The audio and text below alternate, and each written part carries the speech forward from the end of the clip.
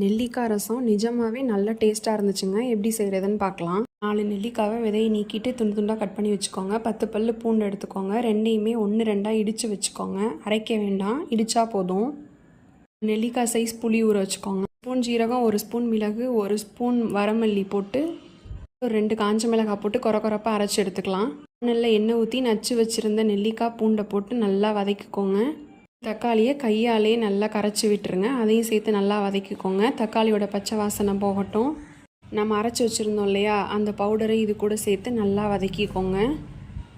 ஒரு கைப்பிடி அளவு துவரம்பருப்பை வேக வச்சு அந்த தண்ணி எடுத்து வச்சுக்கோங்க. அந்த தண்ணி இது கூட சேர்த்துக்கோங்க. நம்ம வச்சுருக்க புளி கரைசலையும் இது கூட சேர்த்துக்கலாம். சேர்த்துட்டு உங்களுக்கு ரசத்துக்கு தேவையான அளவு தண்ணி ஊற்றிக்கோங்க. தூளும் சேர்த்துக்கோங்க. ஃபுல்லாக ரசம் வைக்கிற மாதிரி தான், கொதிக்க தேவையில்லை. லைட்டாக பொங்கி வந்தால் போதும். ஸ்டவ் ஆஃப் பண்ணிவிட்டு ஒரு வானலில் 1 ஸ்பூன் நெய் ஊற்றி கருவேப்பிலை, காஞ்ச மிளகாய் போட்டு தாளித்து இதில் கொட்டி